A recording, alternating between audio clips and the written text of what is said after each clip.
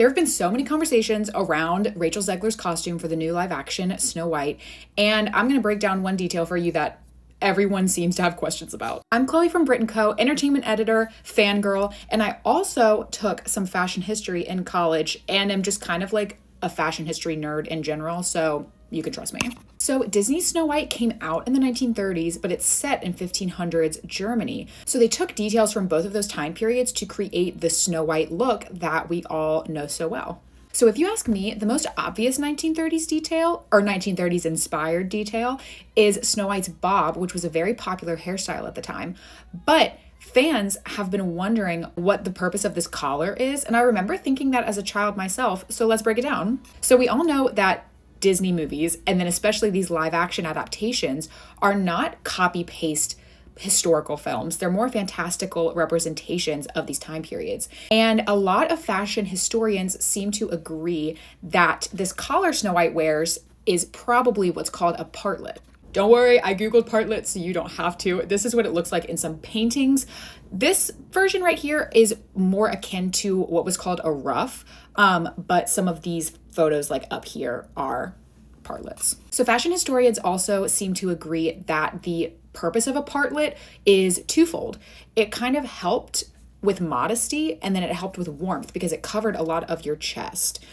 Lots of dresses and bodices during this time were fairly low cut for the period, and I guess partlets kind of helped balance that out. And that is kind of where it gets a little confusing when you look at Snow White's costume, because it doesn't really serve the same purpose. It's kind of there as a decoration. I kind of love it. But admittedly, it does not seem to serve the same purpose as the kind of partlets you can see in these paintings. Now, I'm actually a Disney live action adaptation lover. I studied the art of adaptation in college and kind of analyzed what that means.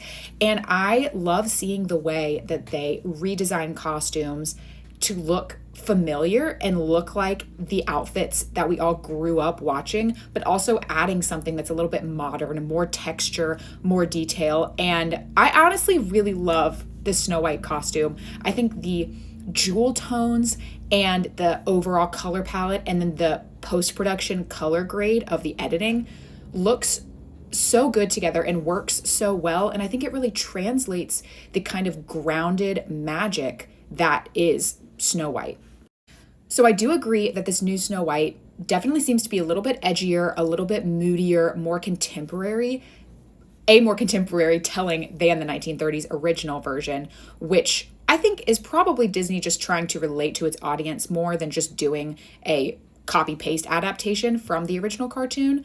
But I'm very interested to see what happens. I have been singing Waiting on a Wish, and I will continue singing Waiting on a Wish until we can all see Snow White in theaters March 21st. Let me know what you think about the costumes in the comments, and follow Brit+Co for all of the pop culture hot takes and exclusive interviews that you definitely do not want to miss.